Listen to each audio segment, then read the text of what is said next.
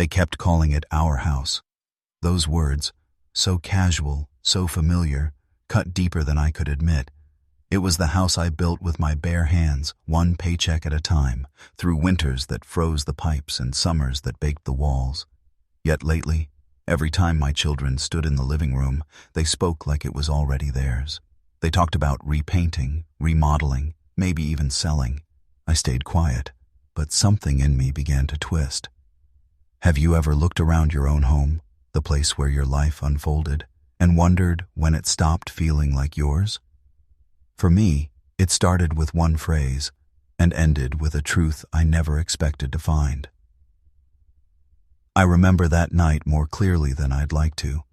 The house was quiet, except for the soft ticking of the clock in the hallway, the same clock my wife bought when we first moved in. I sat at the kitchen table, a stack of unopened mail beside my coffee cup, staring at a new envelope that carried my eldest son's handwriting.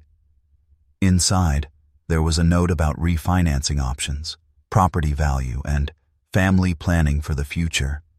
It sounded practical, almost caring, but something about it made my stomach turn. They'd been saying it more often lately, our house. Every time they did, the words seemed to scrape away a piece of my peace. I didn't confront them that day. I just nodded along as if pretending to understand their vision would make the unease go away. But that phrase, it followed me like an echo. It was in every conversation. When they visited, they'd say, "We'll fix this wall someday," or "We should replace the tiles before we list it." We. I wasn't part of that we anymore, though none of them said it out loud. For years, I believed this home was the one thing that couldn't be taken from me. I'd built it in the 80s, working overtime at the steel plant while my wife, Mary, stretched every dollar to feed 3 kids upon and still make this house feel warm. We had nothing fancy, but it was ours. At least that's what I thought. Funny how ownership changes long before paperwork does. It starts with tone, with assumptions, with the small ways people stop asking and start deciding. That shift began right after Mary passed. I was still learning how to live with silence when my eldest, Daniel, started visiting more often. At first, I was grateful. He'd check on the bills, bring groceries, and remind me to take my pills. But over time, his tone changed. He started using words like simplify, downsizing, assets. I didn't see it then, but he wasn't helping me live. He was preparing to move me out. One afternoon, I heard him talking to his sister in the living room while he thought I was napping. He said, "Once Dad's ready to transition, we can finally get things in order." Transition. That word still feels like sand in my mouth. The next day, I decided to look through my old papers, not because I didn't trust him, but because I needed to understand. I opened the metal box where I kept our mortgage records, insurance slips, and tax returns. Most of it hadn't been touched in years. I flipped through pages yellowed at the edges until I found a folder labeled Title Deed. Inside there was a photocopy of the document from when Mary and I purchased the house. My name was there, bold and certain. For a moment it felt reassuring, but right behind it there was another page, one I didn't remember signing. It had my signature, but the document looked different, newer. It mentioned a protective transfer of ownership to a trust under Daniel's name. The reason cited was financial safety in case of medical incapacity. I stared at it for several minutes, trying to recall when I might have agreed to such a thing. Then I remembered, after Mary died, I'd been sick for a few months. The hospital visits blurred together and Daniel handled most of the paperwork. He'd told me I was signing a refinancing form, something temporary to reduce taxes. I never read it. You think betrayal comes with shouting, arguments, broken doors. But sometimes it arrives quietly, in the calmest voice of someone you raised. That night, I sat in the living room staring at the walls, trying to feel something other than confusion. I looked at the photographs, birthdays, graduations, Christmas mornings. Every frame told a story that ended with pride. Yet, looking at them now, I wondered if I'd mistaken obedience for respect all those years. The next morning, I called the county office. I told them I'd misplaced my copy of the title and asked for the latest record. The woman on the phone was polite, efficient. A few clicks later, she said, "Yes, sir, the property is currently under Daniel Harrison's name, filed 6 years ago." Her voice was steady, but my world tilted. I thanked her and hung up, feeling the kind of stillness that comes right before anger. I looked around again, at the worn-out couch, the creaking floorboards, the dent in the wall where my youngest once threw a ball too hard. Every mark had a memory, every corner had a story. And yet, legally, none of it was mine. I didn't know what to do. At my age, confrontation feels heavier than it used to. You start weighing peace against pride, wondering which one's worth more when the people you love are on the other side of it. When Daniel came over that evening, I poured us both coffee. I asked him about the refinancing, careful not to sound accusing. He smiled like someone handling a fragile object. "Dad, you don't have to worry about those things anymore," he said. "Everything's under control." He didn't notice how his words tightened my chest. I nodded, pretending his reassurance meant comfort and not control. He talked about selling the house eventually, maybe splitting the proceeds between the siblings. He said it like he was explaining a logical next step. My hands trembled, not from age but restraint. I didn't interrupt him. I let him talk until there was nothing left to say. Then I asked one simple question. "And where would I go, son?" He hesitated, just for a second. Then he said, "We'd find you something smaller, easier to manage." Easier to manage. That phrase landed like a verdict. I realized in that moment I wasn't part of their plan. I was the plan. Later that night, I sat back at the kitchen table, the same place where the story had started. The clock still ticked, the air still smelled faintly of coffee and dust. But something inside me had shifted. I wasn't confused anymore. I was awake. I knew then that I had two choices: pretend ignorance and fade quietly, or uncover the truth behind every signature and word that had been used to strip me of what I'd built. I chose the truth. That night, sleep didn't come easy. Every creak in the house sounded different now, less like a home settling and more like a stranger pacing. I lay awake replaying every conversation I'd had with Daniel over the past few years, every signature I'd made without reading. It wasn't just paperwork he'd taken from me. It was trust, piece by piece, disguised as help. When dawn came, I got out of bed and poured a cup of black coffee. The bitterness steadied me. I knew what I needed to do next. When a man gets old, people mistake silence for weakness, but sometimes silence is just a man waiting for the right time to speak. I decided to visit the county records office in person. I wanted to see the documents with my own eyes, not just hear about them through a polite voice on the phone. The clerk recognized my name from the call the previous day. She looked at me kindly, as if she already understood what I was about to find. She printed a few pages and handed them over carefully.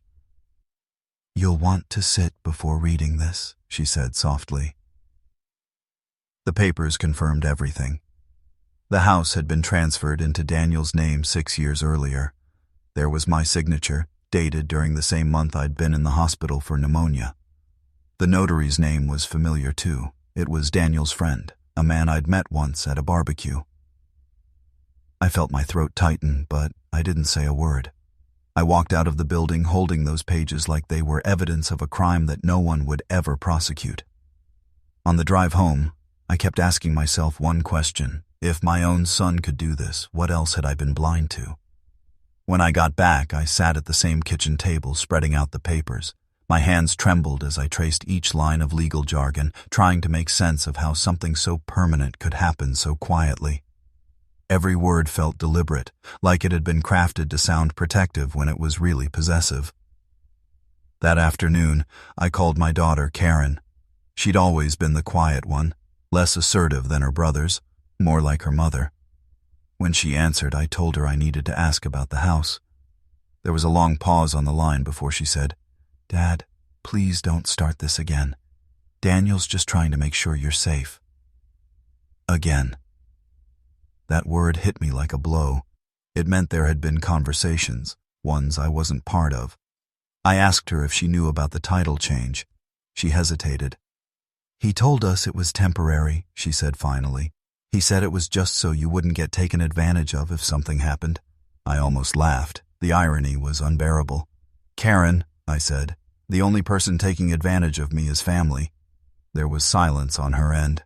I could hear her breathing, small and uneven. Dad, please don't make this worse, she said. We're just trying to do what's best for everyone. Everyone but me, I replied, and hung up. That was the moment I realized something painful. Sometimes your children don't mean to betray you. They just stop seeing you as someone who can decide. Over the next few days, I noticed things I'd ignored before. Daniel had started using my driveway like it was his own. He brought over a contractor one morning to take a look at the roof. They didn't even knock first. I watched from the window as they walked around the yard, taking notes, discussing costs. My yard, my roof. When I stepped outside, Daniel greeted me like nothing was wrong. Hey, Dad. Just trying to help you keep the place in shape, he said. I asked, did I ask you to? He frowned, caught off guard. Well, no, but you said you were tired of dealing with repairs. I thought I'd take that off your plate. That's the problem, I told him. You keep taking pieces off my plate until there's nothing left for me to hold. He didn't respond right away. He just sighed, the way people do when they think they're talking to someone unreasonable. Dad, we're just trying to make sure things are handled right. You're not as young as you used to be. I'm old, Daniel, I said. Not dead. After he left, I sat outside on the porch. The evening light fell over the yard, the same way it had when Mary used to hang laundry there. I wondered what she would have said if she were still here. Probably something simple, something about how family should be a refuge, not a transaction. I missed her more than ever. She'd always been the balance between me and the children. Without her, our bond had slowly turned into paperwork, into arrangements and signatures that replaced conversations. That night, I opened the drawer where she kept her old letters. She had written one for each of us before she passed, small notes folded in white envelopes. I found mine, already read a dozen times, but this time the words felt different. She'd written, "Don't let them carry you away before you're ready to leave." It wasn't about death, I realized. It was about this, about losing my life while still being alive. The next morning, I decided to act, not out of anger, but out of clarity. I needed to know if there was any way to reverse what had been done. I drove to a lawyer's office, an old friend named Harold who'd handled a few of my taxes in the past. He looked surprised to see me, but listened quietly as I laid the documents in front of him. He read them slowly, occasionally squinting or sighing. When he finally looked up, his face said more than his words. "It's not impossible, but it won't be easy," he said. "The signature is yours. The notary's seal is valid and the transfer was legal. The only chance is to prove you were not in a sound state of mind when you signed." I sat there, silent. "You mean I have to say I didn't know what I was doing?" He nodded gently. "Or that you were misled. But, frankly, that's hard to prove after 6 years." I leaned back, feeling the weight of years pressing down on me. "So I either admit I was out of it or let them keep what's mine." He didn't answer. He didn't have to.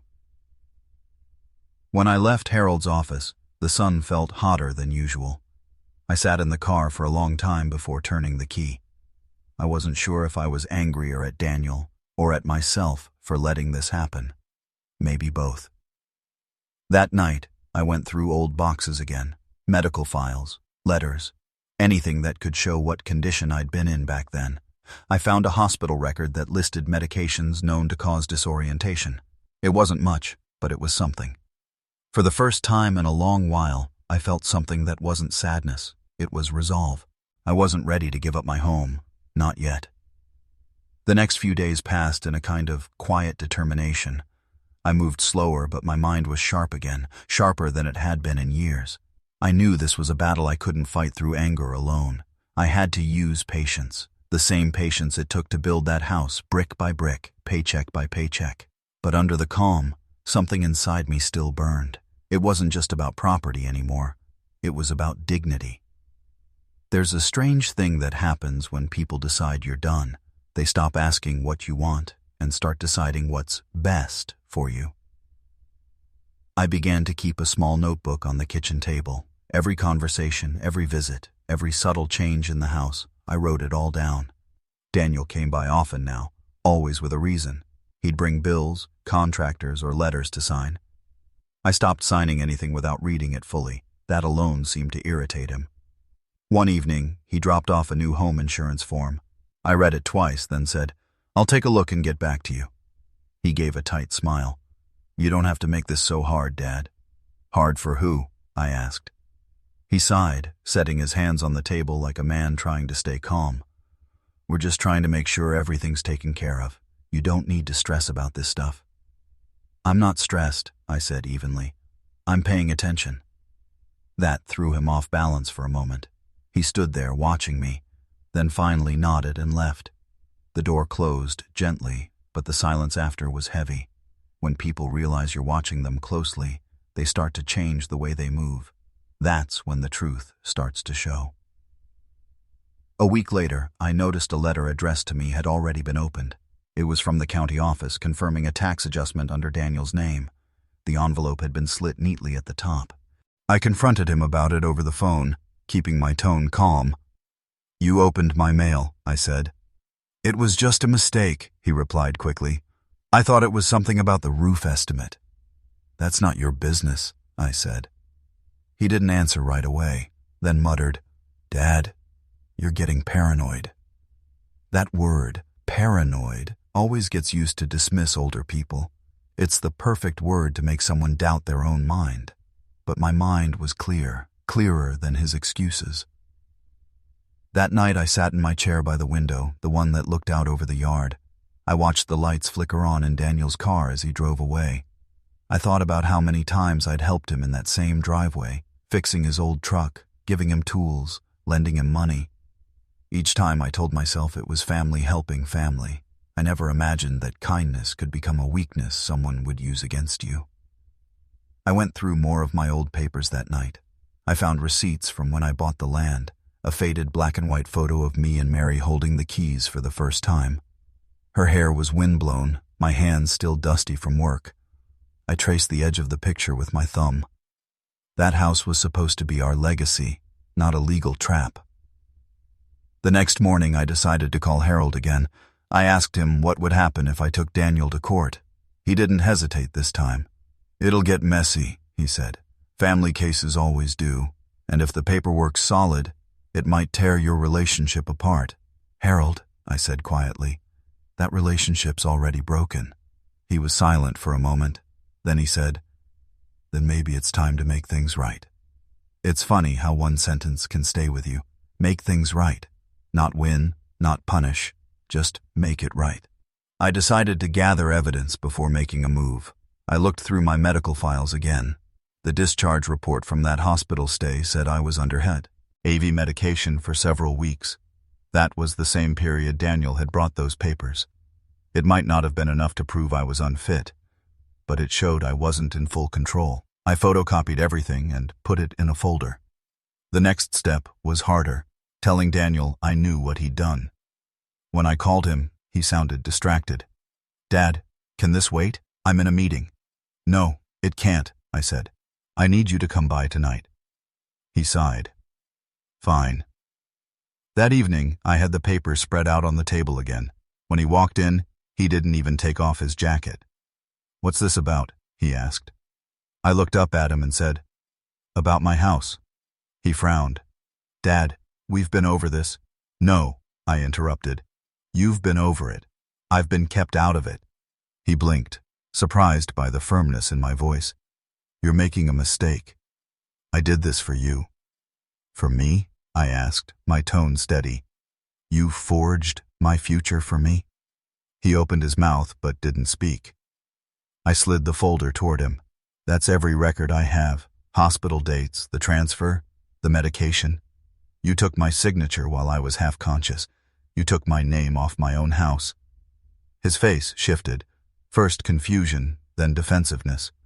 "Dad, you don't understand how complicated this stuff is." "No, Daniel," I said, leaning forward. "You don't understand what family means." The silence after that was heavier than anything I'd ever felt between us. He looked down at the papers, then up at me, his jaw tight. "You're trying to ruin everything I've done for you," he said. "All you've done," I replied, "was make me invisible." He left not long after, slamming the door hard enough to shake the frame. When someone storms out like that, it's easy to think it's over. But the truth is, that's usually when the real story begins. The next day, I got a letter from the county, notice of intent to sell. Daniel had submitted an application to list the size, a property under his name. That was the moment I stopped feeling like a victim and started feeling like a man with something left to fight for. I called Harold again and said, "File whatever needs to be filed." He didn't ask if I was sure. He just said, "All right, I'll start the process." From that point on, it became a waiting game. Every sound outside made me tense. Every knock at the door made me wonder what would come next. I began to think a lot about ownership, not just of things, but of life itself. Maybe a house is never really just walls and windows. Maybe it's proof that you existed, that your work meant something. When someone tries to take that, it's not about money. It's about erasing the evidence of who you were. I wrote all this down in my notebook, not for the court, but for myself. I wanted a record of the truth before it could be rewritten. That night, as I turned off the lights, I caught my reflection in the window. The man staring back looked tired, yes, but not defeated. For the first time in months, I felt steady again. This wasn't about revenge anymore. It was about reclaiming something that had been quietly taken long before the papers were signed. My place in my own life. The court date was set for early spring. The days leading up to it felt both too long and too short at the same time. I tried to keep my routine steady, breakfast at the same hour, short walks when the air wasn't too cold, but there was an edge to everything. Even small things like the creak of the porch or the ring of the phone carried a kind of tension I couldn't shake. There's a quiet kind of fear that comes when you realize your child might take the stand against you. It's not about losing money or pride. It's about watching something sacred break right in front of you. When Harold came over to prepare me for the hearing, he laid out the facts like he always did. Clear, steady, no frills. "You'll tell the truth," he said. "You'll explain how those papers were signed, what medication you were on, and that you never intended to transfer ownership. Let the evidence speak for itself." I nodded, but my stomach twisted. I wasn't afraid of the truth. I was afraid of what Daniel would say. The morning of the hearing, I wore the same gray jacket I'd worn to Mary's funeral. It wasn't luck I was chasing, just steadiness. When I walked into the courtroom, Daniel was already there. He didn't look at me. He sat beside his lawyer tapping a pen against his knee, just like he used to tap the table when he was nervous as a kid. The judge started the proceedings, and everything moved slower than I expected. When it was my turn to speak, I told the story the way it had happened, how I'd been sedated, how Daniel brought papers to my bedside, how I trusted him completely. Then his lawyer stood up and began asking questions that felt like small cuts. "You're saying you were fully unaware of what you signed?" "Yes," I answered. "But you recall the day clearly?" "I remember him standing there, yes, but not the words on the page." They pressed harder. "Is it possible you agreed to the transfer because you didn't want to manage the property anymore?" "No," I said. "That house is my life's work." For a moment, I caught Daniel's eyes. They were cold, but uncertain. He looked away before I could read them fully. When someone you love lies under oath, the sound of their voice doesn't just sting, it echoes. Daniel took the stand after me.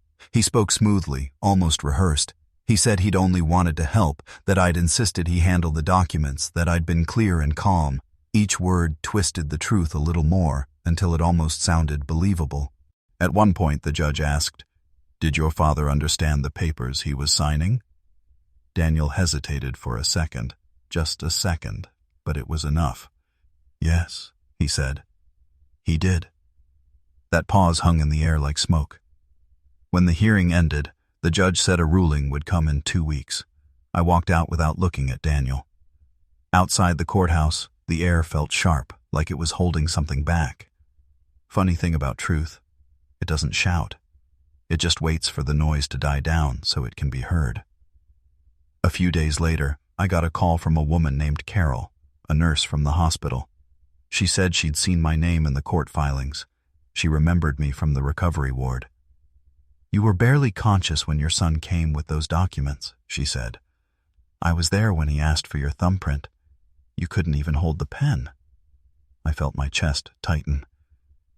"Would you be willing to say that under oath?" She paused. "If it means doing what's right, yes." When I told Harold, he exhaled softly. "That changes things," he said. For the first time in months, I felt something close to relief. Not victory, just a sense that the truth had finally found a voice. It's strange how redemption never comes from where you expect. Sometimes it shows up as a phone call on a quiet afternoon. At the second hearing, Carol's testimony shifted everything. She spoke with calm precision, explaining exactly what she saw. Daniel's lawyer tried to shake her, but she didn't waver. When she stepped down, I caught her eye and mouthed, "Thank you." Daniel avoided looking at me the entire time. When the judge asked if he had anything to say, he didn't. The silence that followed was louder than any argument. The ruling came a week later. Ownership of the house was reinstated in my name. The judge called it an unlawful transfer obtained through diminished capacity. You'd think that kind of verdict would feel like triumph. It didn't. It felt like a bruise that had finally stopped spreading. Daniel didn't call me after the ruling. I didn't expect him to. Part of me still hoped he would, just to talk, just to try. But days passed, then weeks. The house felt too big again, too quiet. I started fixing small things. The broken latch on the shed, the wobbly step on the porch. It wasn't just maintenance, it was reclaiming space, one nail at a time. Neighbors began stopping by again, asking how I'd been. I kept my answers simple. Still standing, I'd say. That was enough. Some people think forgiveness is about letting the other person off the hook. I think it's about setting yourself free from their shadow. One afternoon, as I was raking the yard, I saw Daniel's car pull up. My hands froze on the handle. He stepped out slowly, no papers this time, no tight smile. Just quiet. He looked thinner, older.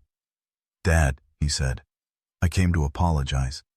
I didn't speak right away. I wanted to, but I didn't trust my voice. He took a breath. "I thought I was protecting you. But really, I was protecting myself. I was scared you'd leave everything to someone else or that I'd never live up to what you built." I studied him for a long time. His words weren't polished like they'd been in court. They were raw, uncertain. "You can't protect someone by erasing them, Daniel," I said. "You just end up losing them." He nodded, eyes wet. "I know." We stood there for a long time, not saying much. The air between us wasn't fixed, not yet, but it wasn't broken anymore either. I don't think reconciliation is about going back to how things were. It's about learning how to move forward without pretending the past didn't happen. After he left, I sat on the porch until the sun went down. The house behind me glowed in the orange light, and for the first time in years, I felt peace. Not because everything was right, but because I finally stopped carrying the weight of someone else's choices. That night, I opened my notebook and wrote one last line beneath all the chaos and notes and dates. Sometimes survival isn't about staying alive, it's about staying true. When I closed the book, I realized I wasn't writing about loss anymore. I was writing about freedom. It's strange how quickly quiet becomes normal again. After months of lawyers, hearings, and bitter phone calls, the house settled into stillness. The walls didn't echo with voices anymore, just the hum of the refrigerator, the creak of the old staircase, and the wind through the kitchen window that never shut all the way. I didn't mind the silence. It gave me space to breathe, to think about what comes after a storm like that. You spend your whole life believing you're building something for your children, but no one tells you that sometimes building also means letting go. I started sorting through boxes in the attic, old photos, tax papers, letters from Mary. It wasn't nostalgia that drove me up there. It was clarity. I wanted to know what was worth keeping and what was just weight. In one of the boxes, I found a stack of drawings Daniel had made when he was young. Stick figures, crooked houses, our family dog with legs too long for its body. There was one drawing of me fixing the roof while he stood beside me holding a hammer twice his size. Written in the corner in uneven handwriting were the words, "Helping Dad." For a while, I just sat there, the paper trembling in my hands. That memory wasn't tainted. It hadn't been rewritten by greed or guilt. It was still pure. I folded it carefully and kept it aside. But the past doesn't stay quiet for long. It has a way of circling back when you least expect it. A few weeks later, I got a call from a number I didn't recognize. It was Daniel's wife, Linda. She sounded nervous, unsure of what to say. "He's not doing well," she said. "He's been drinking, avoiding work. He doesn't talk to anyone." I didn't say anything for a few seconds. Then she added, "He talks about you a lot, says he doesn't know how to fix what he broke." I thanked her for calling but didn't promise anything. After we hung up, I sat in my chair by the window for a long time, staring out at the yard. I thought about the way Daniel looked the last time I saw him, tired, regretful, trying to speak through years of silence. I wondered if he was still that boy holding the hammer, trying to help his father, not yet knowing how heavy that responsibility would become. There comes a point in a man's life when he realizes forgiveness isn't something he gives for someone else's sake. It's something he gives so he can sleep again. The next Sunday, I drove out to Daniel's house. The drive was quiet, the radio off, my thoughts filling the space where sound should have been. When I pulled up, he was sitting on the porch, his hands clasped, head down. He looked up when he heard my truck and didn't move for a long time. Then, slowly, he stood. "Didn't expect you," he said. "I didn't expect me either," I replied. We stood there, neither of us sure how to start. Finally, I said, "You were a good boy once, Daniel. A kind one. I'm not sure where that boy went." He nodded. "Neither am I." We sat down on the steps, and for a while the conversation wasn't words. It was shared quiet. Then he started to talk. Not excuses, just truth. He told me how, after Mary died, he felt like everything rested on his shoulders. He didn't know how to carry it, the house, the family, the image of being the responsible one. It all pressed down until he started making choices that didn't even feel like his own anymore. "I thought I was taking care of what you built," he said. "But I was really just trying to prove I was worth something." I looked at him then, really looked. His face had lines I hadn't seen before. He wasn't my rival anymore. He was my son again. Sometimes, the hardest truth isn't what someone did to you. It's realizing they were broken long before they hurt you. We talked until the sky turned pale. When I got up to leave, he followed me to the truck. "Dad," he said, "can we start over?" I paused with my hand on the door. "No," I said, "but we can start from here." He nodded. It wasn't forgiveness, not fully, but it was something close. A truce between two tired men who'd both lost too much, pretending they were right. The weeks that followed felt different. Daniel called once in a while, small things at first, asking about tools, recipes, the weather, nothing deep, but real. One day, he came over and fixed the fence without being asked. We didn't talk about the past. We just worked side by side like we used to, and that was enough. Time doesn't heal everything, but it teaches you what's worth remembering. I started spending more time in the garden again. The soil was rougher than it used to be, or maybe my hands just weren't as steady. Still, I planted anyway. Tomatoes, beans, a few flowers near the porch. It felt right, tending to something that could grow again. Daniel came by one afternoon and stood watching me from the gate. "Need a hand?" he asked. I handed him a shovel. "Only if you plan to use it this time." He smiled faintly and stepped closer. We worked quietly for a while, the rhythm of digging and planting speaking for us. At one point he said, "Mom would have liked this." She would have, I said. She always believed things could grow back. Even peace can be fragile. Sometimes it trembles like a leaf, steady for now. But you're afraid to breathe too hard. One evening, as I was locking up, I found an envelope slid under my door. Inside was a note from Daniel. It wasn't long. He wrote that he'd been accepted into a counseling program for addiction recovery. "I need to fix myself before I can be anyone's son again," he said, "but I'll come by when I'm ready." I sat with that letter for a while, the words sinking in like rain into dry soil. I didn't feel sadness this time, just a quiet kind of pride. Sometimes the real legacy a man leaves behind isn't land or money. It's a chance for the next generation to stand taller than he did. Months later, Daniel came back. He looked better, healthier, lighter.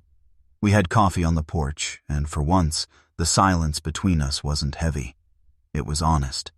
He told me about the program, about the men he'd met who'd lost everything to pride and fear. "It's strange," he said, "how pain connects people more than success ever could." I nodded. "That's because pain teaches you how to listen." As the sun went down, he turned to me and said, "Dad, thank you for not giving up on me." I smiled.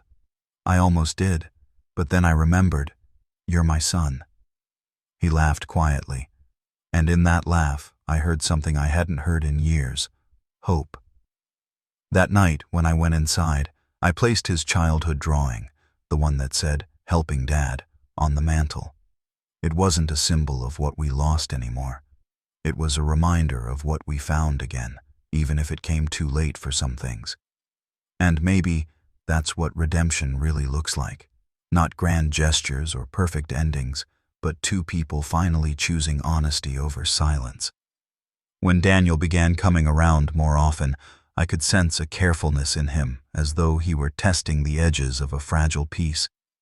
He'd knock before entering, even though it was still, in some ways, his home. He'd ask before taking food from the fridge, or before touching anything on the old bookshelf. It was strange to see my son walk through the place like a guest, unsure of where he fit. But maybe that's how trust rebuilds, not in declarations, but in small acts of respect. It's odd how forgiveness changes you. You expect it to set you free, but first, it humbles you. I had spent years thinking of Daniel as someone who had wronged me. Now, seeing him help clean out gutters or fix a loose hinge, I saw something else, a man trying to make things right in his own quiet way. Sometimes we'd talk, other times we worked in silence. He'd pause now and then, as if to say something, but stop himself before the words came. I didn't push. A man speaks when he's ready, not when someone demands it. One afternoon, while we were clearing leaves in the yard, he said, "Dad, I checked the old title documents." I froze. He continued, "I wanted to understand how everything got so twisted. The house was always in your name. You never transferred it, not once. I don't know how I convinced myself otherwise." I let out a breath I didn't realize I'd been holding. "You convinced yourself because it was easier than facing the truth. You thought this house was a prize, not a burden." He nodded slowly. "Yeah, I think I thought if I could hold on to it, maybe I could hold on to what we were." I looked around the yard, the same trees, the same worn path to the shed. This house never made us a family, Daniel. We did. And when that stopped mattering, the papers didn't mean a damn thing. Peace is never permanent. It shifts. It tests your patience, waiting to see if you've really changed. A few weeks later, Daniel got a call from a buyer who'd once offered him a large sum for the property back when he believed it was his. The man somehow found out it was back in family control and tried to reopen negotiations. Daniel told me about it one evening. I said no, he told me firmly. He asked why. I told him the land wasn't mine to sell. I studied his face for a moment. "You could have gotten a good payout." He smiled faintly. "I think I've had enough of easy money." That was the first time in years I felt proud of him without my hesitation. Not because he did what I wanted, but because he finally understood why integrity matters more than comfort. The hardest lessons in life don't come from loss. They come from realizing you were the one who caused it. Daniel began working part-time at a construction company nearby. It wasn't glamorous, but it was honest. Some evenings he'd stop by after work and sit with me on the porch. He looked stronger now, steadier. Sometimes he'd share stories from the job. Nothing big, just bits about coworkers, tools, or the satisfaction of fixing something with his hands. It reminded me of when he was a kid, building things in the garage out of scrap wood. One night as we sat in the dark, he asked, "Do you ever think Mom would forgive me?" I hesitated. "She loved you, Daniel. That doesn't stop, even after someone's gone." He nodded, his voice low. "I hope she'd be proud of who I'm trying to be." I didn't answer right away. "She would," I finally said. "Not because you changed, but because you didn't give up." Funny thing about life, sometimes the people we think are gone still guide our hand. That weekend, I found Daniel repainting the old living room. He'd taken down all the faded photos and taped off the edges carefully. The smell of paint filled the air, sharp but clean. "Thought it was time this place looked alive again," he said. I leaned against the doorframe, watching him work. "You know," I said, "your mother used to hate this color." He laughed. "Then I'll pick another one. Maybe something brighter." He kept painting, and for the first time in years, the house felt like a home again, not a battleground or a reminder of what was lost. Healing doesn't come with a grand announcement. It creeps in quietly, through ordinary days. We started having family dinners again. Nothing fancy, just simple meals at the same old table. Sometimes Linda joined us. Other times it was just the two of us. We'd talk about work, about the garden, about nothing important. But in those small, ordinary moments, I felt something I hadn't in a long time. Peace, without guilt. One evening, after dinner, Daniel stood up and looked around. "Dad," he said, "I want to put your name back on the title." "It already is," I said gently. He shook his head. "No, I mean, officially, legally, with everything updated. I want to make sure no one ever questions it again. It's yours." I didn't know what to say. I just nodded, my throat tight. That gesture meant more than any apology could, but even peace leaves echoes of what came before. And sometimes those echoes stir up memories we thought we'd buried. A few days later, while organizing old boxes, I found one that hadn't been opened in years. Inside were letters Mary had written before she passed. Some were to me, some to Daniel. I read one that stopped me cold. She had written, "If the house ever divides you, let it go. It was only ever meant to be a place for love to live, not to die." I sat with that letter for a long time, then called Daniel. "You need to come by," I said. When he arrived, I handed him the letter. He read it slowly, his expression shifting as he absorbed every word. "She knew," he said softly. "She always did," I replied. "She saw what we couldn't." We sat in silence for a while. Then Daniel said, "Maybe it's time we did what she wanted." Letting go doesn't mean losing. It means making room for what deserves to stay. The next week, we met with a local charity that helped families in need of housing. We decided to donate a portion of the land behind the house, a small piece, but enough to build something new for someone else. It felt right, not like losing, but like passing something forward. As we signed the paperwork, Daniel looked at me. "Guess it's finally our house." "Now," he said. I smiled. "No, son. It's everyone's now." That night, I sat on the porch alone, listening to the wind move through the trees. For the first time in years, the house didn't feel like a symbol of ownership or pride. It felt like what Mary meant it to be, a place for love to live. And maybe, after everything, that was enough. After the land donation, something inside me shifted. The air around the house felt lighter, like it could finally breathe again.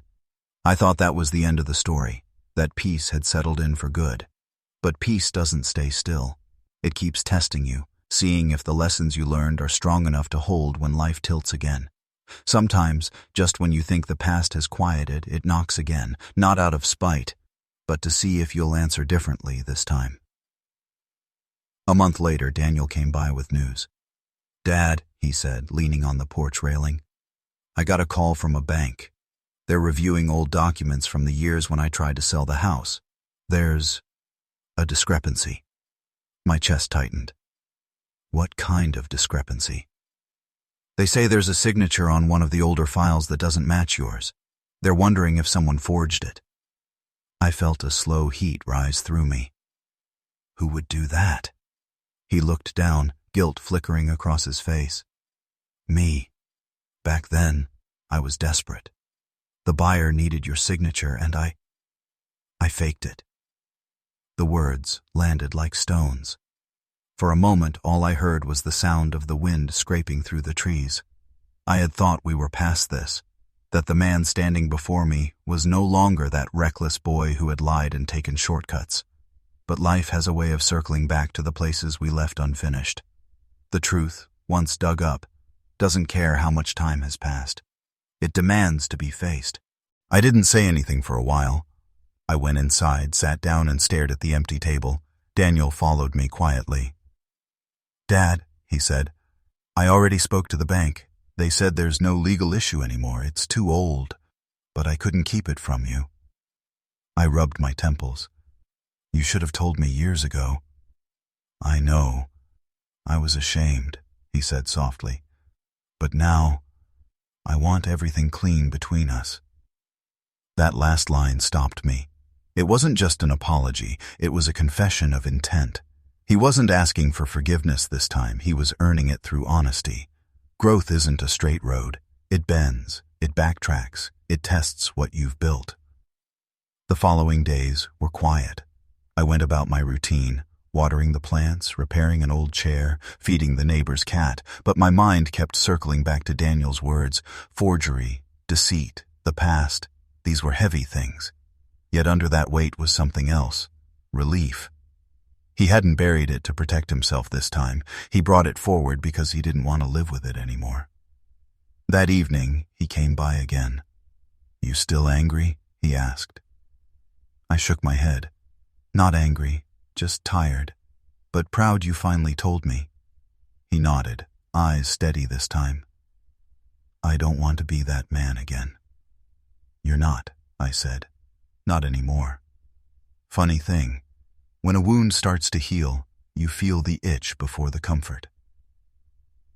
Over the next few weeks, Daniel became busier. His work picked up, and I saw less of him. I didn't mind. That's how life moves. One night, though, I got a call, his voice on the other end, strained. "Dad, can you come down to the site? There's been an accident." My heart lurched. When I arrived, I saw him sitting by the curb, his arm in a sling.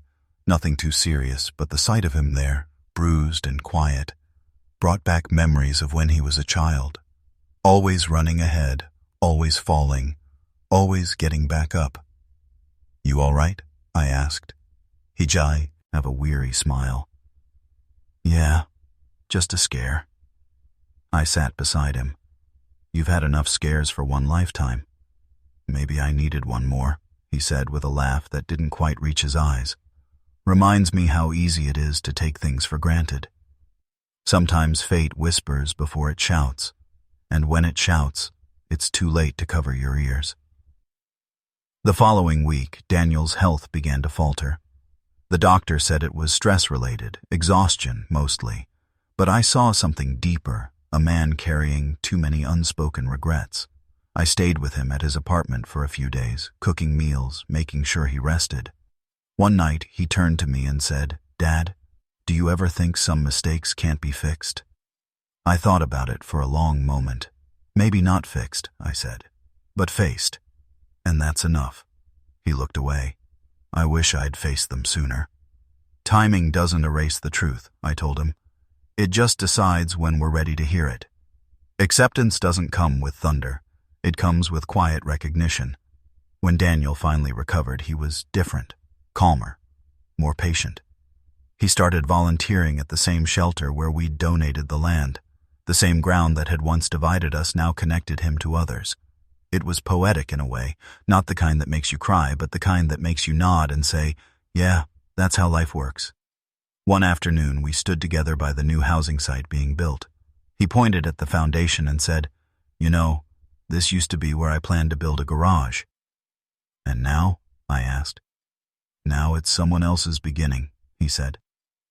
It's strange how time turns regret into something useful if you let it.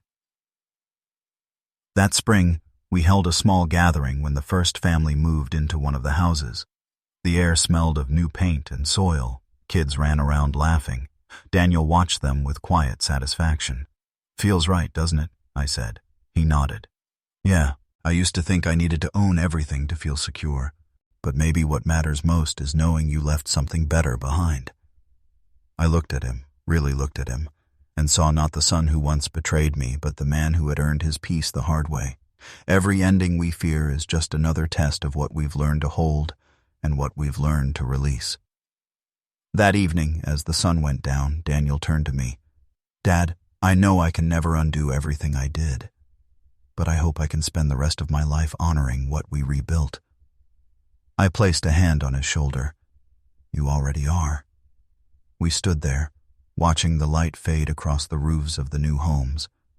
The wind carried faint laughter from inside one of the houses, a family settling in, unaware of the history beneath their feet.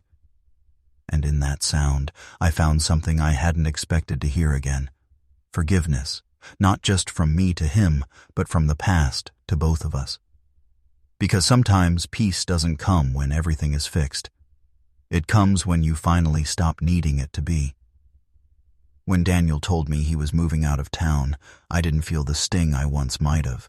There was no echo of abandonment, no fear that distance would mean disconnection.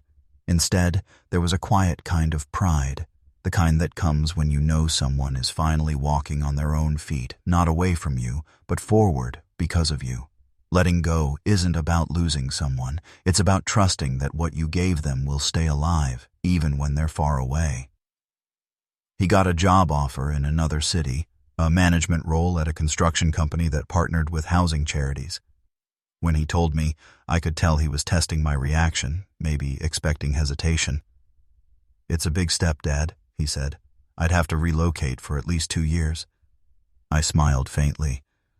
2 years isn't forever. You should go." He exhaled, visibly relieved. "You really think so?" "I do.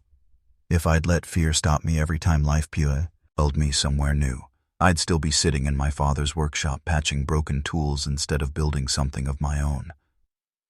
We both laughed. That night, as he packed a few of his things, I sat watching, realizing how much time had rewritten our story. Once, the sight of him leaving might have filled me with bitterness. Now, it felt like closure, not an ending, but a continuation that didn't need my approval anymore. Peace rarely ends with fireworks. Sometimes it ends with a quiet door closing, and a silence that asks what comes next. After he left, the house was still. Too still. The mornings stretched longer, the coffee tasted weaker, and the familiar creak of the hallway echoed louder than before. It's strange how silence can weigh more than noise. For the first few days, I caught myself setting an extra plate at breakfast, or turning my head at the sound of a car in the driveway. Old habits, I guess. But then, life adjusted, as it always does. I started fixing up old furniture, volunteering at the shelter more often. Some of the new families moving into the housing project invited me over. Kids would run up and call me Mr. R, and I'd laugh, remembering the days when Daniel used to bring his own friends around, tracking mud through the kitchen. The heart doesn't retire. It just finds new places to stay useful. One evening, I got a letter. Not an email, not a text. A proper handwritten letter from Daniel. His handwriting had changed, steadier now. He wrote about his work, about a young team he was mentoring, about a woman named Claire who, as he put it, keeps me honest. He said he missed our late-night talks and promised to visit soon. Reading it, I realized how different this felt from the man who once asked about bank accounts and signatures. He wasn't reaching for what he could take anymore. He was sharing what he was building. And that, to me, was redemption in motion. Funny how the things we think we've lost find their way back in quieter forms. Months passed, and the visits became more frequent. When he did come home, it wasn't with tension or excuses. It was with stories. One time he brought Claire. She was warm, sharp-minded, and patient in a way that made sense for the man Daniel had become. Over dinner, I listened as they spoke about their projects and plans. When she mentioned how passionate Daniel was about housing reform, I felt a lump in my throat. After they left that night, I sat alone in the living room, staring at the walls I once thought would outlive me. And for the first time, I didn't see them as boundaries. I saw them as witnesses to all of it. The anger, the loss, the rebuilding. You spend half your life thinking the world owes you peace, and the other half realizing it was never about that. It was about learning to make peace with yourself. A year later, Daniel got married. It was a small ceremony in a park, just a few close friends and family. He asked me to give a short speech. I stood there, looking at my son, the same man who once broke my trust, now vowing to keep his word to someone else for life. I said, "There was a time I thought a man's worth was measured by what he owned, but my son taught me that worth lives in how we rebuild after losing everything." After the ceremony, he hugged me and whispered, "You gave me more than I ever deserved." I whispered back, "You gave it back, son." Closure doesn't arrive with grand gestures. Sometimes it hides in a single quiet sentence. Months later, Daniel and Claire bought a small home of their own. Nothing fancy. When I visited, he showed me the garden they were starting together. He had a small workshop in the back, and on the wall, hung neatly in a frame, was an old blueprint, the one from the house I built decades ago. I ran my hand over the glass. "You kept it?" "Of course," he said. "It reminds me where I came from, and who I nearly lost." That line stayed with me long after I left. On the way home, the sun was setting over the hill where our old house stood, the same one that had carried every argument, every silence, every apology. It didn't feel heavy anymore. It felt like a chapter, turned and read. Sometimes healing isn't loud or fast. It's a slow rearranging of the heart until the pain fits somewhere it can't hurt you anymore. Back home, I sat in my chair by the window, looking out over the garden. The flowers I planted years ago were blooming again. A neighbor's kid ran across the lawn chasing a ball, laughing. I smiled, thinking how life keeps moving. Not because it forgets, but because it learns. I took a deep breath and realized something simple, but freeing. For the first time in decades, I didn't need to hold on to the house, or to the past, to feel whole. I'd done my part. I'd built, broken, forgiven, and released. I guess that's the strange grace of getting older. Realizing peace isn't something you find. It's something you stop fighting. Now, when I walk through the neighborhood, people still wave and call me the builder. But to me, the real building was never about bricks or beams. It was about rebuilding the space between a father and his son. The hardest foundation to repair, and the one most worth keeping. When Daniel calls these days, we don't talk about the past much. We talk about small things, his garden, my tomatoes, the weather. And maybe that's what healing looks like, when the silence between words finally feels like comfort, not distance. In the end, I learned that legacy isn't about who inherits your house. It's about who carries your lessons when you're gone. And as I sit here, pen in hand, telling this story to whoever's still listening, I hope it reminds someone out there, especially another father who's been hurt, betrayed, or forgotten, that it's never too late to start again. Not for them, but for yourself. Because forgiveness isn't a gift you give the person who wronged you. It's a key that opens your own front door again. When Daniel called me that winter morning, his voice carried the same steadiness I used to envy in younger men. Calm, practical, with a trace of fatigue from carrying too much responsibility. But underneath, I heard something else. Not guilt, not distance, worry. The kind that doesn't quite say what it means. Sometimes peace doesn't end in conflict. It fades when something left unsaid starts pressing against silence. He said Claire had been unwell, not seriously, just run down, he insisted. But the way he lingered on the word told me it was more than that. I asked if he needed help, maybe someone to come by for a few days. He said no, that everything was under control, yet I could hear the strain in his pause, the kind that comes from trying to convince yourself you're managing. So I told him I'd visit anyway. He didn't argue. He just said quietly, "I'll leave the porch light on." You can tell when something's wrong the moment you arrive, even before anyone says a word.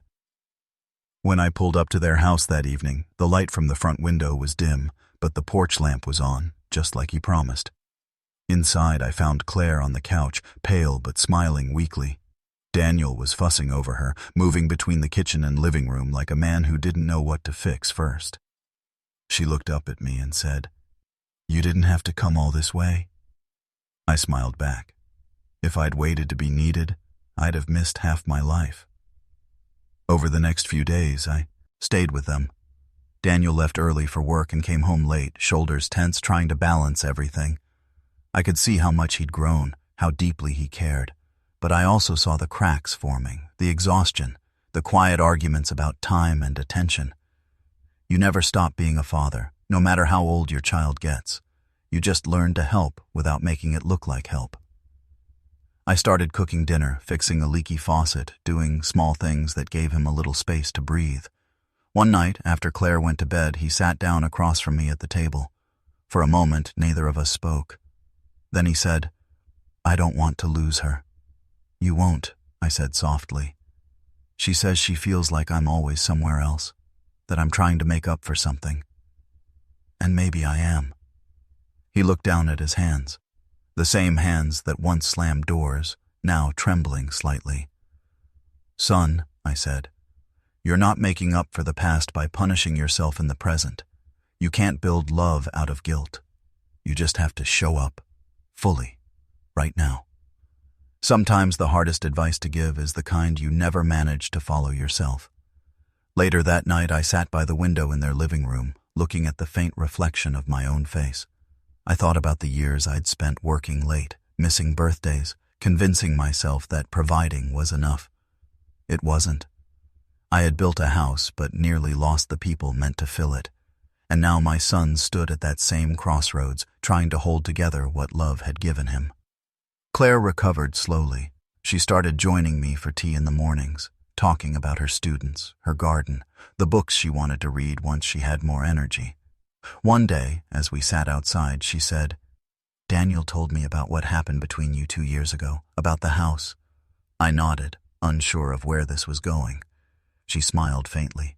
"You know, he carries a lot of that with him. But he also says you forgave him. That changed him more than he knows how to explain." I didn't respond right away. Forgiveness isn't something you measure by its effect. It's something you give because holding on is too heavy. It's strange how your past becomes a mirror for someone else's struggle. You start seeing the same patterns wearing different faces. When Daniel came home that evening, I noticed something shift. The way he looked at Claire, gentler, quieter. The way he spoke, slower, more present. He wasn't rushing anymore. He was learning to stay. Over dinner, we laughed more than we had in years. The conversation flowed like it used to before everything fell apart. At one point, Daniel raised his glass and said, "To second chances." I raised mine too, to finally understanding what they're worth. Funny thing about second chances, they don't erase what happened. They just make you grateful it didn't end there. The night before I left, Daniel walked me to the car. The air was cool and the sky clear enough to see a few stars. We stood there in the quiet for a while before he said, "You were right about showing up. I think I finally get it now." I smiled. Good, because that's all life ever really asks of us. He laughed softly. "You know, I used to think this house would feel like yours, like I was just living in your shadow. But now, I think it finally feels like ours." I looked at him then, realizing that years ago those same words, our house, used to wound me. Now they healed something instead. When pain turns into understanding, it doesn't disappear. It just learns to sit quietly beside you. Back home, I noticed the stillness again. But this time, it didn't feel lonely. It felt earned. The house wasn't haunted by memories anymore. It was grounded in them. I started writing again. Not letters or reports, just thoughts, small fragments of memory. I wrote about building, about loss, about forgiveness. And somehow, through the act of putting it all down, I began to understand that ownership isn't about possession. It's about connection. One afternoon, I got a call from Daniel. He wanted me to visit again, but this time, not because anyone was unwell. He said they were expecting a child. For a long moment, I couldn't speak. I just sat there, feeling the world turn quietly inside me. When I finally found my voice, I said, "That's the best kind of foundation you'll ever build." He laughed, and I could hear the emotion catch in his throat. The circle doesn't always close where it began. Sometimes it opens into something new. When I visited months later, the nursery was almost ready. Daniel showed me the crib he'd built with his own hands. Sturdy, simple, like the kind I used to make. I ran my fingers along the edge and said, "Looks like it'll last a lifetime." He nodded. "That's the plan." Watching him there, I saw every version of him at once. The boy who'd lied, the man who'd learned, the father about to start his own story. I left that day knowing that whatever mistakes I'd made, I hadn't failed entirely. The legacy I feared would end with anger had turned into something else, understanding, maybe even grace. In the end, love doesn't erase history. It rewrites it in gentler ink. That night, as I sat on my porch, the wind carried the scent of rain. I thought about how fragile it all was. Family, time, forgiveness, and how somehow it still held together. Maybe that's what it means to truly belong somewhere. Not owning the walls, but knowing your story still lives inside them. And when I finally turned off the porch light, I realized something I'd never said out loud before. I didn't need the house to prove my worth. I'd already built what mattered. When I woke up the next morning, sunlight filled the house through the curtains. For the first time in a long while, it didn't feel empty. It just felt quiet. The kind of quiet that holds meaning instead of absence. I sat at the kitchen table with my coffee, and the thought came to me that maybe peace isn't what you find. It's what you finally stop running from. It's strange how life circles back to test what you think you've already learned. Just when you believe a chapter has closed, something new rises from the margin. Weeks later, Daniel called again. His tone was lighter now, more open, like a man who'd learned how to breathe again. He told me Claire had given birth to a baby girl. I didn't say anything for a while, just listened to the sound of his voice. Calm, proud, unsure, all at once. Then he said her name. Grace. The moment I heard it, something inside me shifted. Grace. A word I'd spent my life trying to understand, and now it belonged to my granddaughter. He asked if I'd come visit them. I said I would, though part of me hesitated. I'd built so much of my life around regret that I wasn't sure I remembered how to show up just to share joy. You'd think happiness would come naturally, but after a lifetime of fixing things, it takes practice just to sit still and accept it. When I arrived at their home, the smell of coffee and baby powder filled the air. Claire was resting and Daniel was rocking the baby gently, humming under his breath. He looked up and smiled in that awkward way new fathers do, half exhausted, half amazed that the world had allowed them something so fragile. He handed her to me carefully, almost reverently. I'd held newborns before, but never one that carried my name in her middle. She blinked up at me, eyes wide, as if studying a stranger she somehow already knew. My hands trembled slightly. "I didn't think I'd live long enough to see this," I whispered. Daniel chuckled softly. "You almost didn't." We both fell silent for a moment, remembering that night in the hospital. The machines, the fear, the words he'd said when he thought I couldn't hear. But this time, There was no bitterness in the silence, only forgiveness that had ripened into something gentler. Forgiveness doesn't erase what happened. It just softens the edges so you can finally hold it without bleeding. The next few days were filled with small, ordinary things that somehow felt sacred. Feeding the baby, fixing a loose drawer handle, sitting on the porch at sunset. Daniel talked about the sleepless nights, the diapers, the uncertainty. I listened, smiling, because it all sounded like life at its most honest. One afternoon, while Claire rested, Daniel and I sat outside. He turned to me and said, "I used to think being a man meant providing. Now I think it's just being there when it matters." I nodded. Took me a long time to learn that too. He smiled, then looked down at his hands. "You know, I didn't name her Grace because it sounded nice. I named her that because that's what you gave me." I didn't respond. I couldn't. My throat closed up and all I could do was reach over and squeeze his shoulder. Moments like that sneak up on you. You don't realize their weight until after they've settled into your memory. That night, after everyone went to bed, I walked quietly through the house. I paused by Grace's crib and watched her sleep, her tiny chest rising and falling. Then I moved to the hallway where a framed photo hung. Daniel and me, years ago, the summer before his mother passed. We were standing by the first house I ever built. I remembered the pride in my eyes back then, how I thought owning that home meant security. But now, watching this new family breathe under one roof, I understood something deeper. Homes aren't built from lumber. They're held together by people willing to start over. Age doesn't give you wisdom. It gives you time to finally admit the truths you avoided when you were young. When morning came, Daniel found me outside fixing the gate. "You don't have to do that," he said, laughing. I shrugged. "Old habits." He handed me a mug of coffee and leaned against the fence. "You ever think about moving closer?" The question caught me off guard. For years, I'd built my life around solitude. The idea of belonging somewhere again both warmed and unsettled me. "I don't know," I said. "Wouldn't want to get in the way." "You wouldn't," he said quickly. "You'd just be part of things." There was something in his tone, an invitation, not an obligation. And maybe that made all the difference. Sometimes family doesn't ask you to stay. They just make sure you know there's room for you when you do. I told him I'd think about it. And I did, for days.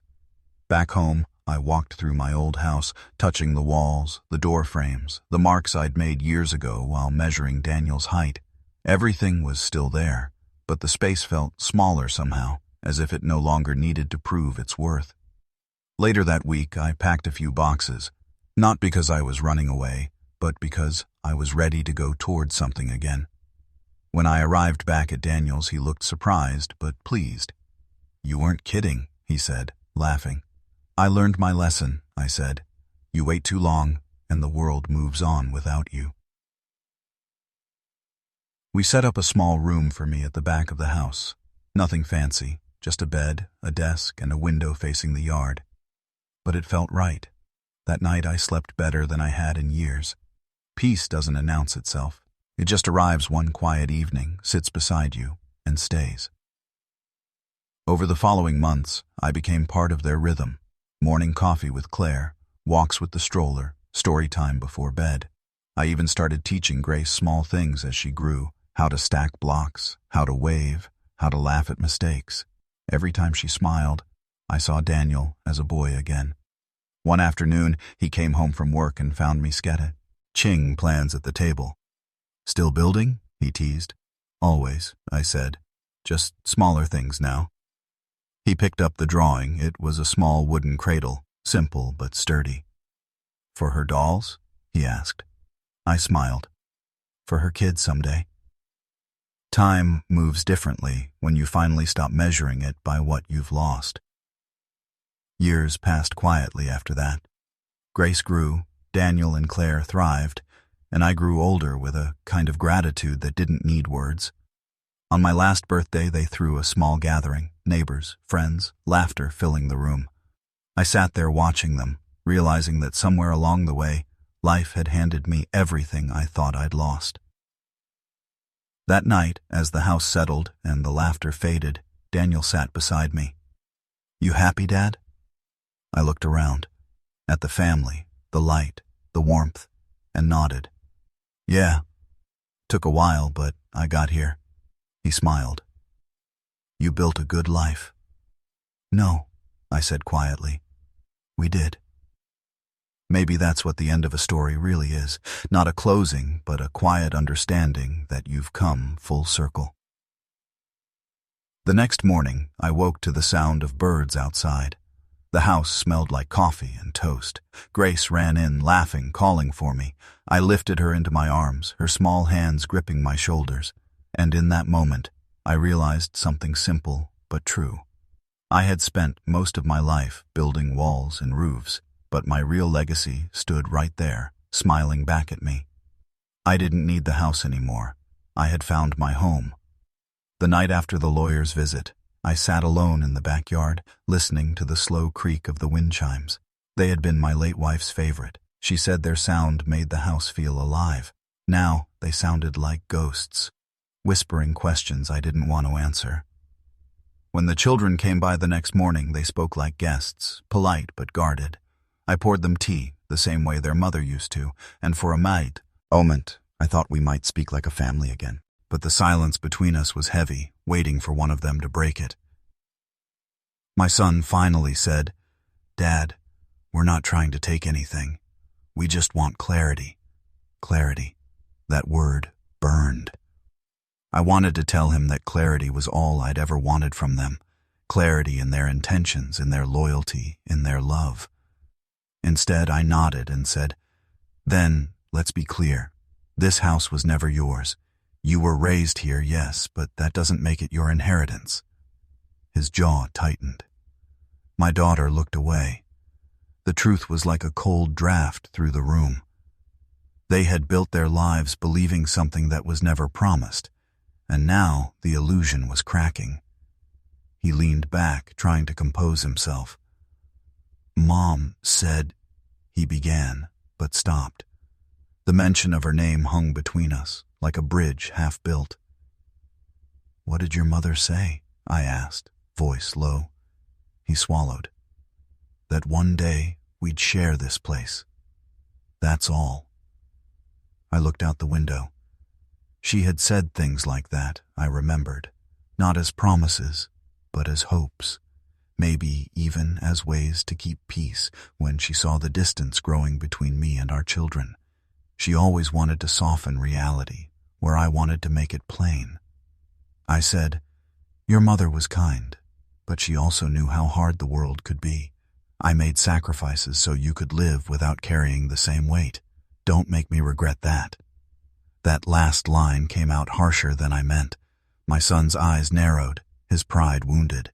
"You think we don't sacrifice? You think you're the only one who suffered?" The question struck deep. For the first time, I saw how resentment had taken root in him. It wasn't just about the house. It was about years of unspoken disappointments. The belief that I held all the power, all the history, all the control. He stood and walked toward the living room, scanning the photographs on the wall. "You kept everything," he said. "Every picture, every letter, every reminder of your version of this family. We don't even have a say in how we remember Mom." I stayed seated. My hands shook slightly, but not from fear. From realization. They didn't just want a house, they wanted their story back. After they left, I sat at the dining table surrounded by their silence. It wasn't the first time my family had felt like strangers in my own home. But this time, I wasn't angry. I was tired. That evening, I opened the drawer where I kept the house documents, the title, the mortgage records, the receipts from repairs I'd done myself over the years. I touched each page slowly, like counting years.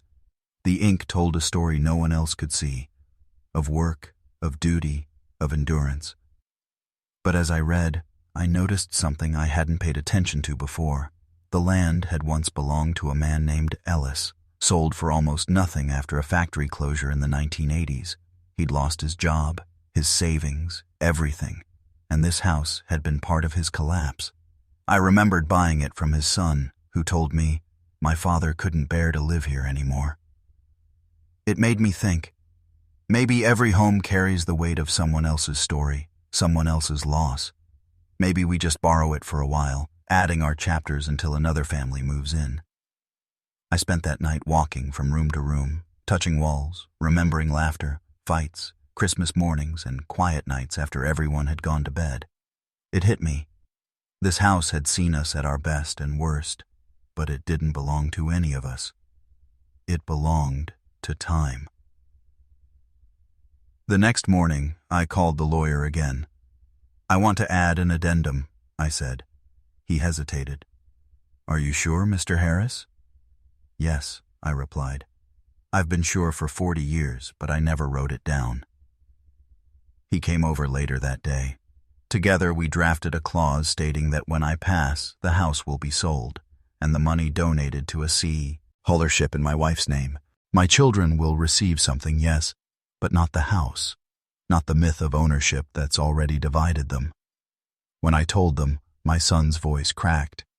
"You'd rather give it to strangers?" "No," I said quietly.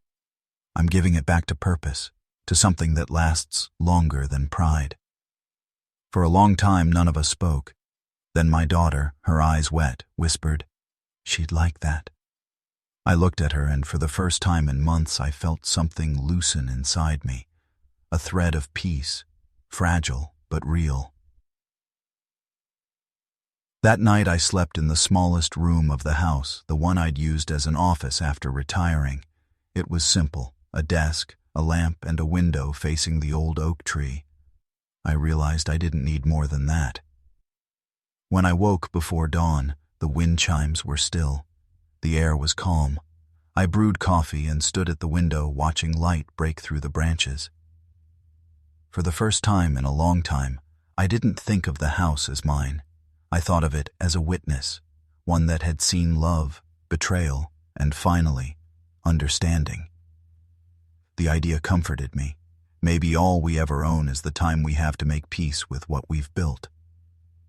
When you spend most of your life fighting to hold on, it takes a while to learn how to let go. The morning after I signed the new will, I sat on the porch steps with a cup of coffee, watching the neighborhood wake up. The paperboy tossed the morning edition, the same way his father once did. The same street, the same rhythm. Only the faces change. My son called just after sunrise. His voice was softer this time, stripped of the sharpness that had colored every conversation since this began. "Dad," he said, hesitating, "can we come by today?" "Of course," I replied.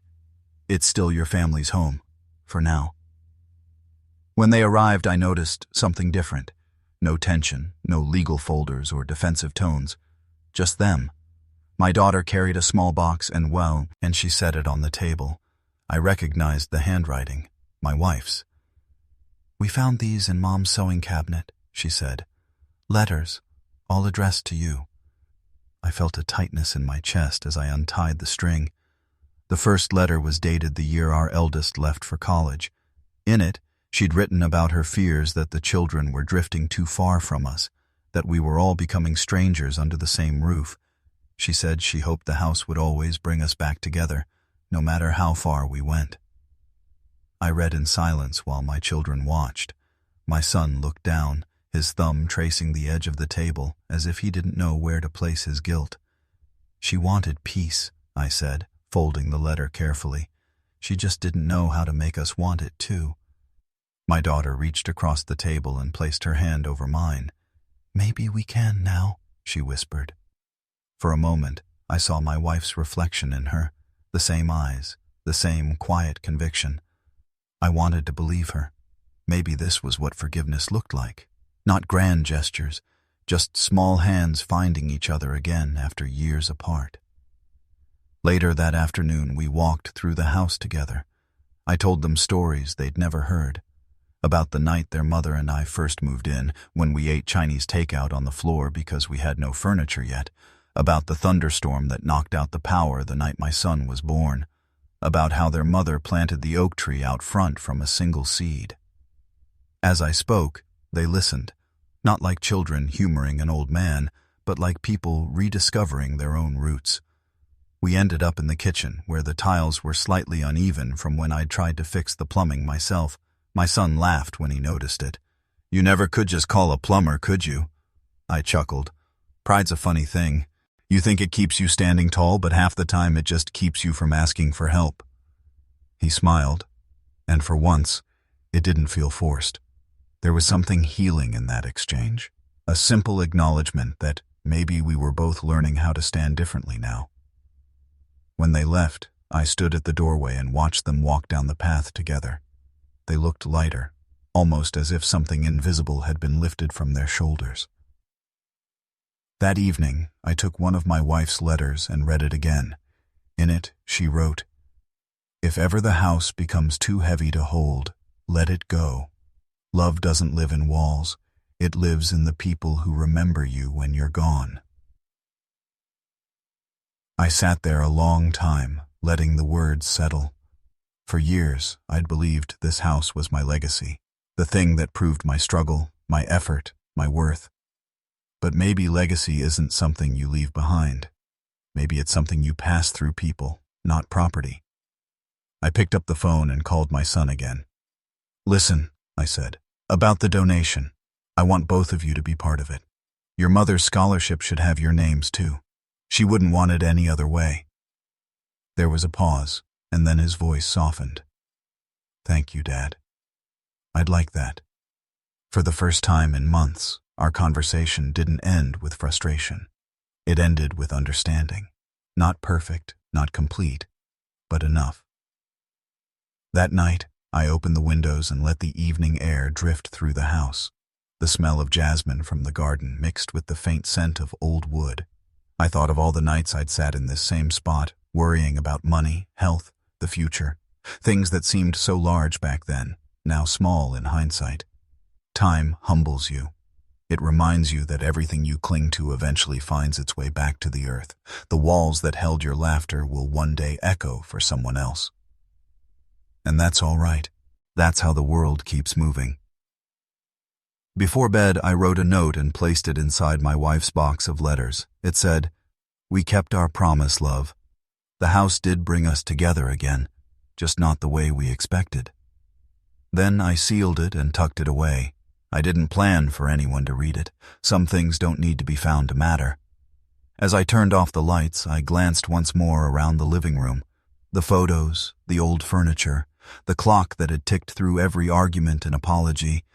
It all looked quieter now. Not empty, just complete. I smiled to myself. Maybe that's what peace really is. Not an ending. A quiet return. It's strange how quiet a house feels once the noise of conflict has passed. The walls that used to echo with arguments now hum softly with the sound of life going on.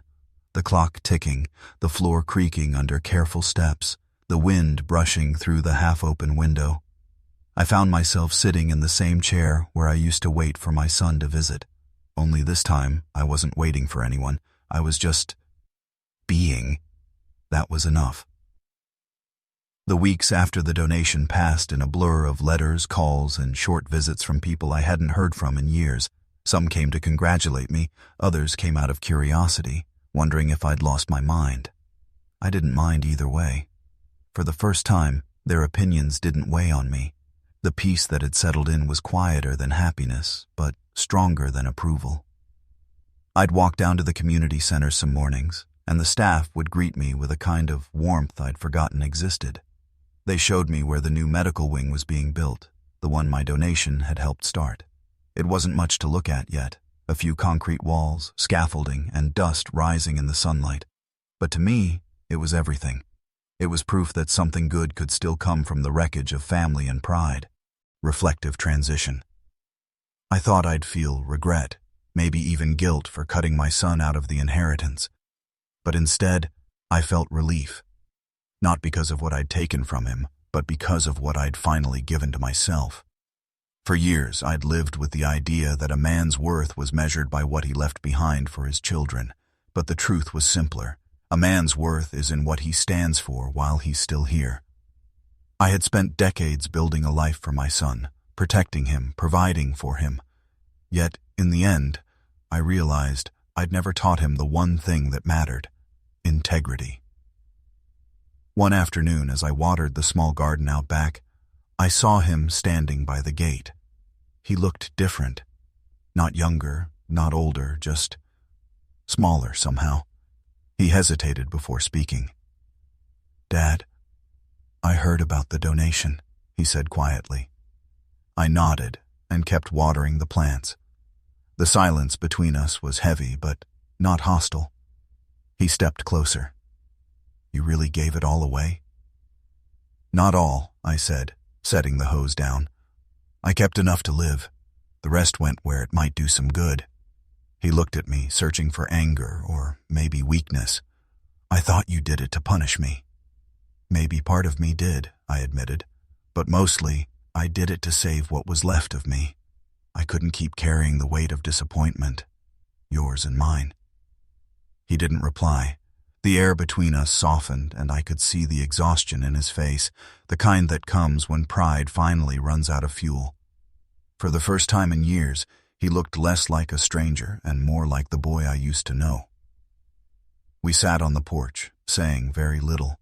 Words weren't going to fix what years had broken, but presence, quiet, shared presence, was a start. He told me about the job he'd lost, the bills piling up, how everything had gone wrong after I got sick. There was no accusation in his voice, only honesty. I listened without judgment. And when he finally asked if I'd ever forgive him, I didn't answer right away.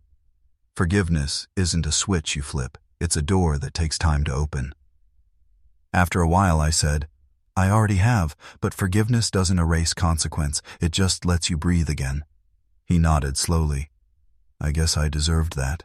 I smiled faintly. "You deserved the truth. We both did." We talked until the sun went down. He didn't ask for money, and I didn't offer. What we exchanged that day was worth more than either of us could have written on a check. The faint beginning of understanding. In the weeks that followed, he started showing up again. Sometimes to mow the lawn, sometimes just to talk. He'd bring groceries or fix a leak without being asked. It wasn't grand, but it was real. We were building something quieter than reconciliation, maybe even more valuable: mutual respect. One morning, he handed me a folded piece of paper. It was an application for a volunteer position at the same community center I'd supported. He said, "They need people to help with the new patients." Thought I could do that. I looked at him, really looked at him, and for the first time saw not the boy who'd failed me, but the man who was trying. "That's good," I said. "Start somewhere honest." That night, as I sat by the window watching the streetlights flicker on, I realized something I hadn't understood before. The money, the inheritance, the house. None of it was the legacy I wanted to leave. The real legacy was the change that came after the breaking. Sometimes you have to let things fall apart before they can rebuild in a way that makes sense. People think stories like mine end with forgiveness, but they don't. They end with acceptance, the kind that lets you live without bitterness. I still miss the years I lost to pride and silence, but I don't dwell on them anymore. What's gone is gone. What's left is a life stripped down to what truly matters: peace, purpose, and the freedom to wake up without resentment. A few days ago, I visited the construction site again. The walls were higher now, the windows framed. There was laughter, workers shouting to each other, children from the neighborhood watching from the fence. I stood there quietly, feeling the breeze against my face. For once, I didn't feel like an outsider looking in. An old volunteer came over and said, "You're the one who made this possible, aren't you?" I shrugged. "Maybe, but it took losing everything to see what was worth saving." He smiled. "That's how it usually goes." As I walked back home, I passed the same gate where my son had stood that day. The latch creaked in the same way, the garden still uneven, the porch still old and worn. But everything felt new. Not because it had changed, but because I had. When I stepped inside, the quiet didn't feel empty anymore. It felt earned. And for the first time in a long while, I whispered to myself, I'm finally home. It's been nearly a year since I walked away from everything I thought defined me. The house still stands, the garden's thicker now, and the morning light falls through the curtains in a way that makes the air look almost soft. I wake up before sunrise most days. Old habits die hard. But now, instead of checking my phone or bills, I pour myself coffee and sit by the window, watching the world turn awake. Life has a strange rhythm when you stop running from silence. It slows you down until you start hearing things again. The hum of the fridge, the rustle of the paper, the sound of your own breathing. I used to think quiet was loneliness. Now I see it for what it is. Proof that peace can survive after the noise ends. The donation, the fight with my son, the hospital bed, all of it feels like another lifetime. But the lesson lingers. I used to believe survival meant keeping what was mine. Now I know it's about letting go before what you love turns into a burden you can't carry anymore. Reflective transition. Sometimes I wonder how much of my life was spent chasing the wrong version of love, the kind that buys things, that protects too much, that confuses control for care. I gave my son everything except the one thing he truly needed, the space to find out who he was without my shadow standing over him. We still talk, not every day, but enough to stay connected. He visits on Sundays, sometimes with takeout, sometimes with just a few words. The awkwardness is still there, like a bruise that hasn't faded completely. But under it, there's something real growing, respect, or maybe forgiveness. He doesn't ask for money anymore. Instead, he tells me about the people at the community center, the patients he's helping, how he's learning patience from them. When he talks about it, his voice changes. It carries weight, purpose.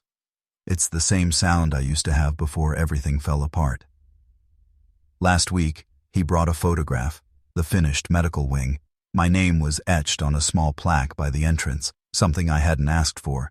He said, they wanted to honor the man who gave them a start. I told him names fade, but good work doesn't. He smiled and said, maybe, but people remember the hands that build something lasting. That was the first time I saw pride in his eyes, not the kind that divides men, but the kind that lifts them. Later that night, after he left, I sat by the kitchen table and looked at the old papers I still kept, the will, the account statements, the hospital forms. I could have burned them, but I didn't. Some things you keep not because they matter anymore, but because they remind you how far you've come. I ran my hand over the paper where he'd once signed to access my accounts, the same stud, and that now helps strangers. It's strange how time reshapes people, sanding down the edges you thought would never soften. I thought about my own father then, a man who never said much, who left me little but a sense of work and duty. Maybe I'd become him without realizing it, passing down lessons wrapped in silence. But unlike him, I got the chance to fix things before it was too late. Maybe that's all we can ask for, not to be perfect fathers, but to be better men before our time runs out. The neighborhood kids wave when they see me now. They call me Mr. H, help carry my groceries sometimes. I find myself telling them small things, not advice, just stories. Stories about mistakes, patience, and how sometimes the hardest thing a man can do is start over without bitterness. They listen, not because I'm wise, but because I'm honest. That's what I wish I'd learned sooner. Honesty doesn't always heal everything, but it opens the door for healing to start. Conversational transition. I used to measure my life in money, then in years, and now I measure it in moments of peace, the kind you don't buy or plan. They just appear when you stop trying to control everything. I think back to that hospital bed sometimes, the machines, the sound of my son's voice asking how soon he could access my accounts. That memory used to burn. Now it feels distant, like a storm I survived. Because in a way, that was the day I woke up. Not when the machines turned off, but when I realized what kind of man I didn't want to die as.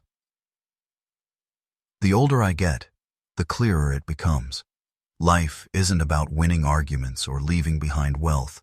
It's about leaving behind understanding, a trace of kindness that lasts longer than your name. Some evenings, when the light fades and the world turns quiet again, I sit by the open door, listening to the sounds from the street, laughter, footsteps, the soft chatter of families. I don't feel involved anymore. I just feel part of it, even from a distance. There's a letter I keep in the drawer beside my bed. It's addressed to my son. I haven't given it to him yet. It's not about money, not even about forgiveness. It's just a simple truth I want him to remember when I'm gone. It says, "You don't inherit character. You build it through the choices you make when no one's watching." I think he already understands that now. Maybe that's why I haven't needed to hand it over. Some lessons don't need to be spoken anymore. They just live quietly in the space between two people who finally learn to see each other. Sometimes late at night I walk out to the garden. The flowers have started blooming again, stronger than before. I guess that's what life does when it's given time. It rebuilds. And standing there under the dim porch light, I realize I don't feel old anymore. Not in the way that used to scare me. I just feel finished. Not done living, but finished searching for something I already have. If there's one thing I'd tell anyone listening, it's this. Peace isn't what you find after everything's fixed. It's what you choose when you stop trying to fix what's gone. And maybe that's the only kind of wealth worth keeping. The years have a way of sanding down the sharp edges of memory. When I wake now, the mornings are still. The light comes through the window like an old friend, steady and familiar. The walls here don't echo with arguments or reminders of ownership. They just breathe with me, a house I built with peace, not pride. Sometimes I catch myself forgetting the past completely. I'll make coffee, step into the garden, and realize I've gone an entire day without thinking about the house, the one they kept calling ours. It's strange how something that once consumed every waking thought now feels like a distant season, faded, but not forgotten. I started volunteering at the community center last year. At first it was just a way to keep myself busy, but I found something there that surprised me. Belonging. The men I work with are all around my age. Some are widowers, some estranged from their children, some just trying to stay useful. We talk, we build small wooden benches, we share stories that start in anger and end in laughter. It's the kind of company I never thought I'd enjoy again. There's a boy who comes by after school. Maybe 16. He reminds me of my son at that age, though he's got softer eyes. He asked me one day if I ever miss my family. I didn't answer right away. I told him that missing people isn't the same as wanting them back. Sometimes you just miss what you thought you had. He nodded like he understood, and maybe he did. On quiet evenings, I still visit the old neighborhood. I drive past the house, slow enough to see the new paint, the trimmed hedges, the porch light left on. Someone else lives there now, a young couple, I think. I never stop or stare too long, just long enough to confirm what I already know. Life moves forward whether you approve or not. What used to be pain is now perspective. That house taught me more about people than any book or sermon ever could. I learned that love without respect is ownership, that silence can be a weapon, and that sometimes walking away isn't defeat. It's reclamation. I heard from my son last Christmas. A letter, not a visit. He wrote that he and his wife were expecting their first child. He didn't apologize, but he didn't need to. The tone said what words couldn't. I wrote back, short and steady. I wished him well, told him to take care of the child and never let greed touch what's meant to be love. He didn't reply, and I didn't expect him to. That letter was a bridge, not for crossing, but for knowing it still exists. There's an old chair in my living room that creaks when I sit. I've come to love to hat sound. It's a reminder that things can age without breaking. I've aged too. The mirror shows it, the joints remind me, but for the first time, I don't resist it. There's dignity in time when you stop fighting what's gone. The truth is, I'm no longer angry. Not at them, not at myself. The title deed never carried the weight I gave it. What mattered all along was something harder to define, a man's sense of being seen, valued, and remembered. I lost that for a while, but I've found pieces of it again in strangers, in small acts, in silence. Last month, I helped that boy from the center fix a leak in his mother's kitchen. As we worked, he asked if owning a home ever made me feel safe. I laughed quietly, told him that safety doesn't come from what you own, but from who you are when it's taken away. He smiled, and I could see him storing that line somewhere for later in his life. It's funny. For years I chased the idea of keeping something that was never really mine. Now I give things away. Time, advice, help, and it fills the spaces I used to guard so tightly. I don't know if my son will ever come around, but if he does, he'll find me here, not bitter, not broken. Just living quietly, proof that you can rebuild yourself without rebuilding the past. Maybe one day he'll bring his child, and that little one will run through my garden, picking flowers or chasing the stray cat that visits now and then. Maybe that will be the full circle. Maybe it won't.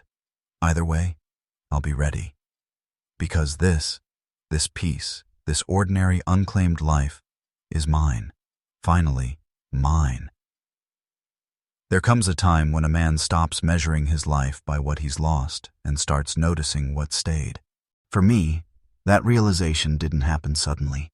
It came quietly, in the way mornings no longer felt heavy and nights no longer stretched endlessly with thoughts I couldn't control. I used to think healing was a single moment, some grand realization that would erase years of hurt. But it's slower than that. It's built in layers, small choices, new habits, a softer way of looking at the world. Sometimes I drive to the lake on Sundays. It's about 30 minutes away, tucked between low hills and tall trees that catch the wind just right. I park my old car, sit on the wooden bench near the edge, and watch the water move. There's something honest about water. It never holds its shape, never fights its change. Maybe that's what I've been learning to do too. I still keep that letter from my son. It's folded neatly in the top drawer beside some old photographs. I've read it a few times since, not because it brings comfort, but because it reminds me of the distance between us and the quiet acceptance that followed. I don't read it with anger anymore. It's more like checking an old scar, seeing how it healed. Some days I wonder if he's doing the same, looking at his life and realizing what pride cost him. But I've stopped waiting for that. A few months ago, something unexpected happened. I received another letter, this time written in a different hand. The handwriting was uneven, careful. It was from his wife. She wrote that their child was turning one soon, and she thought it would be right to let me know. She didn't ask for money or forgiveness, just wanted to say the boy had my eyes. I sat there for a long time after reading it, not crying, not smiling, just thinking about how life comes back around, quietly, without drama. The next week, I mailed a small package. Inside was a wooden rattle I'd carved myself and a short note. For your son. Tell him his grandfather built this with steady hands. I didn't expect a reply, and I didn't get one, but I imagined that little boy holding it, the sound of it filling a room I'll probably never stand in. That thought was enough. There's a comfort in living without expectation. People talk about closure like it's something you find. I think it's something you build, one honest day at a time. When I stopped chasing apologies, the air around me changed. The bitterness that used to fill my chest like smoke cleared out slowly, leaving space for quieter things. Laughter at the community center, the smell of fresh wood shavings, the sound of the radio humming in the kitchen. I've come to see that life doesn't always repay you in kind. Sometimes it returns your goodness through strangers or through moments that seem small at first. One of the men I volunteer with, Ed, told me last week that I reminded him of his father. He said, "You've got that way of talking that makes a man feel like he's still got time." That stayed with me. Maybe that's my purpose now, to give other men what I once needed myself, a reminder that it's never too late to rebuild what's left. There are still days when I think of my son more than I should. I picture him at the kitchen table, older now, maybe staring at his own child and realizing the weight of inheritance isn't money or property. It's the example we leave behind. I used to fear he'd only remember me as the man who lost everything. Now I hope he remembers that I learned how to stand again. In small ways, I've made peace with the world. I fixed the roof last month, not because it needed it badly, but because I could. I planted 2 saplings in the front yard. When I water them, I think about time, how I may never see them reach their full height, but someone will. Maybe that boy, maybe his father, maybe neither. Still, they'll grow. I suppose that's the quiet victory of old age, realizing that peace isn't something given, it's something made, piece by piece, from everything that tried to break you. I don't end my days with regret anymore, just reflection. I sit by the window, listen to the night insects start their music, and let my mind wander without fear. I'm not the man I was, angry, uncertain, desperate to be understood. I'm a man who's learned that being at peace with yourself is better than being right in someone else's eyes. If there's any lesson my story holds, it's that letting go doesn't mean you stop caring. It means you stop letting what hurt you decide who you are. I let go of a house, of pride, of the idea that family means possession. What I found instead was freedom. Not loud, not grand, just a quiet knowing that I did what I could, and that's enough.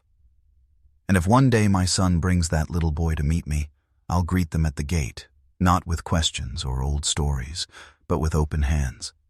Because life's too short to carry old walls. Until then, I'll keep living. I'll keep carving wood, tending the garden, and breathing in the peace I once thought I didn't deserve. I've learned that a man doesn't need to win back what was taken from him. Sometimes, it's enough to live well enough that he no longer misses it. Sometimes life takes everything from you, your trust, your family, even the meaning of home. But what I've learned, through all this loss, is that peace doesn't come from what others give you. It comes from what you decide to keep sacred inside yourself. There's a strange calm in realizing that forgiveness isn't for them. It's for you. Not to excuse what they did, but to stop carrying their weight on your back. And when you finally let go, the world has a way of testing you again. Sometimes the test doesn't come as a tragedy. Why, but as a quiet twist. Something that looks ordinary until it reveals how deep love and greed can really go. If you've ever thought peace meant the story was over, it isn't. What happened next in another family will make you question what truly has value, gold or loyalty. Go ahead. The next story will answer that.